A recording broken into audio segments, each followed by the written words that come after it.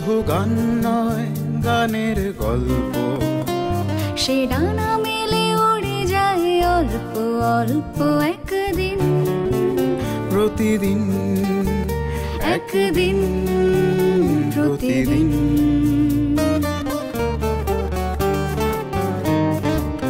কেন সে গান গায় সে কথা অজানা, সে সর সন্ধির সন্ধিতে নিশানা। কেন সে গান গায় সে কথা অজানা, সে সর সন্ধির সন্ধিতে নিশানা। সে কাকে ডাকে কে মনে রাখে, আলো ছায়া মাখা হারানো দিন। সে শুধু গান নয়, প্রাণের স্পন্দন, যার কথা মালা হয়ে ওঠে চন্দন সুবাসে প্রতিদিন, একদিন প্রতিদিন।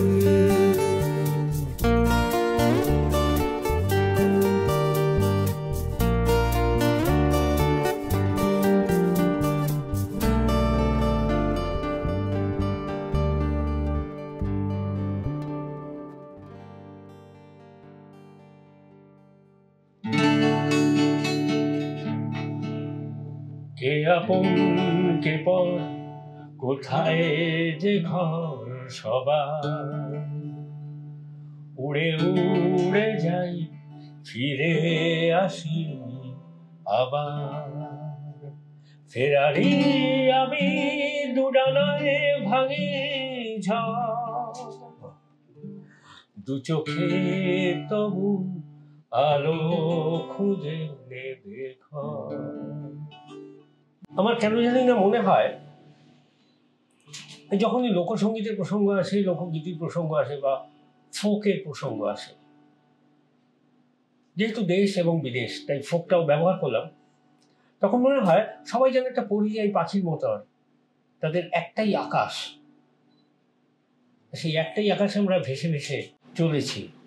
একদিন না একদিন কোনো না কোনো ঘর খুঁজে পাওয়া যাবে। কোন ঘরের সন্ধান অবশ্য সেটা তোমার থেকে ভালো কেউ বলতে পারবে না। এ কোন ঘর? দেখো, পরিযায়ী কথা যখন বললে তখন বলা যাক যে পরিযায়ী শ্রমিক যেমন আছে, তেমনি পরিযায়ী লোক এক অঞ্চল থেকে যখন আর এক অঞ্চলে যায়, যখন ভাটি থেকে জোয়ারে যায় তখনও সে পরিযায়ী। তো এইরকম ধরো, যখন আমাদের প্রযুক্তি ডেভেলপ করেনি, যখন নৌকাতে মোটর লাগেনি, যখন হেইয়া হেইয়া বলতে হতো জোয়ারের বিরুদ্ধে, এগেনস্ট দ্য টাইড যাওয়ার জন্য, তখন ভাটি অঞ্চলের লোকরা, পূর্ববঙ্গের লোকরা এই উত্তরবঙ্গে আসতো এবং তারা বহন করে আনতো সুর, যে সুর আবার উত্তরবঙ্গের গোয়ালপাড়ায় তাদের গানে বিধৃত হয়ে গেছে। তার মানে সুরকেও তারা পরিযায়ী করেছে, সংস্কৃতিকেও তারা পরিযায়ী করেছে। তেমন একটি গান তোমাদের শোনাই, যে জেগে থাকার গান। ভাওয়াইয়া অঞ্চল থেকে এসছে, তিস্তার ওপারটা রংপুর আর এই পারটা নিম্ন আসাম গোয়ালপাড়া। তো যখন ভাটি থেকে জোয়ারে এসছে, সারা রাত্রি তাকে জেগে থাকতে হবে আনন্দের মধ্যে। যদিও গান বিষাদের, সে তার পরিজনকে ফেলে এসছে, তার প্রিয়তমাকে ফেলে এসছে, ফেলে এসে সে পরিবহন করছে, পণ্য পরিবহন করছে। আবার সে সকালবেলা জোয়ারের থেকে নৌকা চালিয়ে জোয়ারের বিরুদ্ধে সে হেইয়া হেইয়া করতে করতে সারি গান গাইতে গাইতে সে চলে যাবে। তো সেই জেগে থাকার জন্য তার যে বেঁচে থাকার রসদ, জেগে থাকার রসদ, তেমন একটি গান। বন্ধু জানিয়া জানলা না, ও বন্ধু শুনিয়া রে শুনলা না, তুমি জ্বালাইয়া গেলা মনের আগুন নিভাইয়া গেলা না, তুমি জ্বালাইয়া গেলা মনের আগুন নিভাইয়া গেলা না। ও বন্ধু জানিয়া রে জানলা না, ও বন্ধু শুনিয়া শুনলা না, জ্বালাইয়া গেলা মনের আগুন নিভাইয়া গেলা না, ও তুমি জ্বালাইয়া গেলা মনের আগুন নিভাইয়া গেলা না।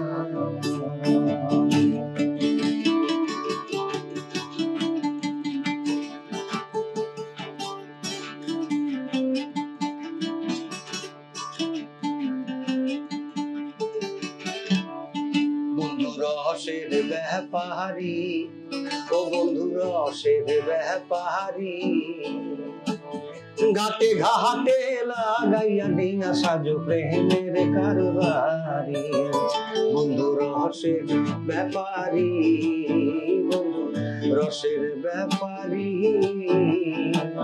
ঘাটে ঘাটে লাগাইয়া ডিঙা সাজো প্রেমের কারবারি, তুমি আর জ্বালাইও না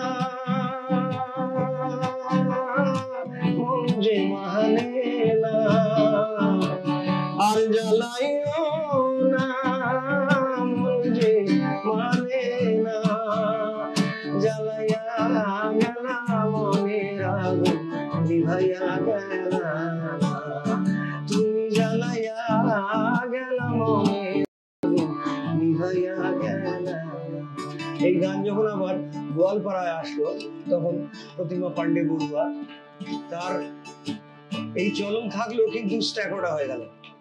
বন্ধু জানিয়া জানলা না, বন্ধু শুনিয়া শুনলা না, জলে আগে হিলেন মনের আগুন নিভিয়া গেলেন না, তুমি জলে আগে হিলেন মনের আগুন নিভিয়া গেলেন না, বন্ধু কাঁচি কাটা চুল, ও বন্ধু কদম ছাটা চুল, হও না কেন চেংড়া বন্ধু আমার বেল কদমের ফুল, তুমি জানিয়া করেন কি শুনিয়া করেন কি, তুমি জানিয়া করেন কি শুনিয়া করেন কি, জ্বলায়া গেলেন মনের আগুন নিভিয়া গেলেন না, তুমি জ্বলে গেলেন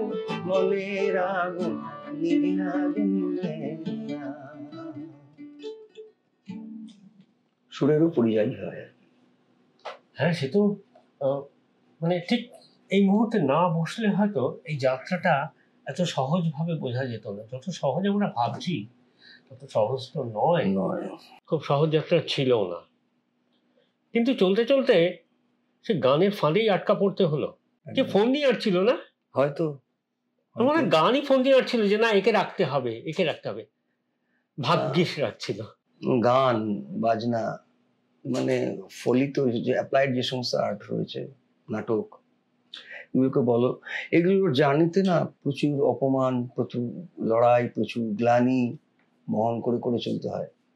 আমি অনেক নাট্যকর্মী যারা এখন প্রতিষ্ঠিত, নাট্যকার যারা এখন প্রতিষ্ঠিত, তারা জানি তারা একসময় যখন লড়াই করেছে তখন কি করো নাটক, ও ঘর ভাড়া দেবে না আর কি, মানে নাটক করে একটা মানে জীবিকা চালানো যায়, এটা তাদের মাথার মধ্যেই থাকে না। তো সেইটাকে বসানো যে একটা গায়ক, একটা যন্ত্রশিল্পী, একজন গিটারিস্ট, সে যে এইটা করেই তার জীবন জীবিকা নির্বাহ করতে পারে, এইটা বিশ্বাস করানো আমাদের প্রচলিত সমাজে মতো 10 বছর আগে ভীষণ কঠিন ছিল। অবশ্যই অবশ্যই, যতক্ষণ না তুমি প্রতিষ্ঠা পাচ্ছ। অবশ্যই। তো সেই জায়গা থেকে বললাম, গানকে নিয়ে বেড়ে ওঠা, গান নিয়ে জীবিকা নির্বাহ করা আমার পথ খুব দুর্গম ছিল। নানা ধরনের কাজ করতে হয়েছে, কখনো ক্রেডিট কার্ড বিক্রি করতে হয়েছে, কখনো শাড়ি বিক্রি করতে হয়েছে, কখনো স্প্যানিশ ল্যাঙ্গুয়েজ পড়াতে হয়েছে, কিংবা কখনো গান শেখাতে হয়েছে। তো এই যে স্তরগুলো, বিভিন্ন যে স্তর, এই স্তরগুলো যদি না উতরাতাম, যদি না পেরোতাম, তাহলে বোধহয় জীবনের সব স্তর দেখা হতো না। এগুলো দেখা বাঞ্ছনীয় ছিল। সবই সেই সঙ্গীতকে বাঁচিয়ে রাখা, একদম ওই সত্তাটাকে। কেউ আমাকে দিব্যি দেয়নি যে তোমাকে গানই করতে হবে, আমার অনেক অপশন ছিল, কিন্তু আমি এটাকে ভালোবেসে বেছে নিয়েছি। ওই যে বললাম ভাগ্যিস। আমরা এবং পারিপার্শ্বিক যারা আছেন তারা প্রত্যেকে সমৃদ্ধ হই আমরা এইভাবে। আচ্ছা, তো সেই দিনগুলো মনে পড়ে তো, রাঢ় অঞ্চলে পড়াশুনো করে বেড়ে ওঠা, সে ভোরবেলা কলেজ যাওয়ার পথে খাদানের শ্রমিকরা গান গাইতে গাইতে, আমার মর্নিং কলেজ ছিল, তো তখন 20 পয়সা ভাড়া ছিল আর কি, দুর্গাপুর থেকে রানীগঞ্জ। এখন ভাবলে অবাক লাগবে, তো সব 20 পয়সা আমরা দিতাম না মাঝে মাঝে। তো নেমে আমরা হাঁটতে যেতাম। এখন হাইওয়ের জন্য সে সমস্ত তো পাল্টে গেছে, রানীগঞ্জ ডিবি কলেজে। আমার স্কুলটা এখানে কেটেছে, কলেজটা ওখানে কেটেছে, আবার চলে এসেছি এখানে। তো সেই সময় ওদের যে সকালবেলা পান্তা খেয়ে কিংবা পান্তা মাথায় করে বই নিয়ে খাদানে যেত, তাদের যে সুর, তাদের যে মেলাঙ্কলি, সেই সুরের যে মেলাঙ্কলি, সেইটা আমি না ভাবতাম আর কি। তখন আমি প্রথাগতভাবে গানকে আমি মানে গান গাইবো, গান করবো তেমন নয়। যেমন সবাই স্কুলের টেবিল বাজিয়ে গান করে, কলেজের টেবিল বাজিয়ে গান করে, তেমন করতাম।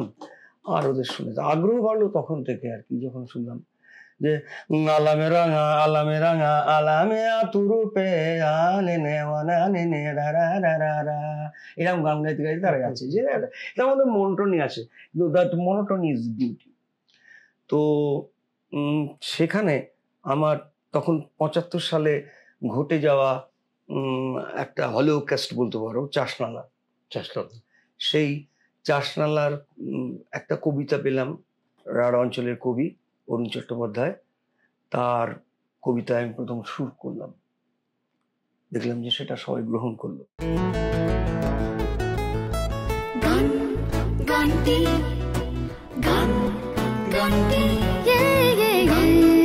গানটি গান গানটি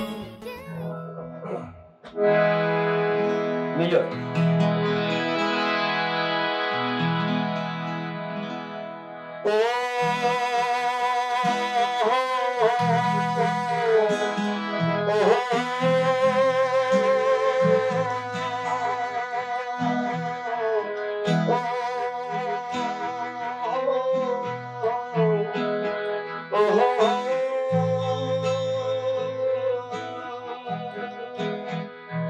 রাত বিতাইল বিহান হইল, ঘরকে মরদ ফিরল নাই। রাত বিতাইল বিহান হইল, ঘরকে মরদ ফিরল নাই। চাষ নালার গহীন গাড়ায়, চাষ নালার গহীন গাড়ায় ও গেছে দামোদরের জল সামার,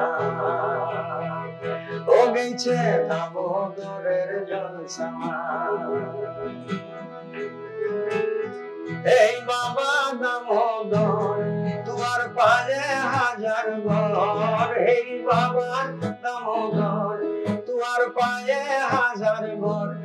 রোষের আগুন নিভাই দাও, পিংলা মাচার ফুল দাও, ঘরের মানুষ ঘুরাই দাও, ঘরের মানুষ ঘুরাই দাও,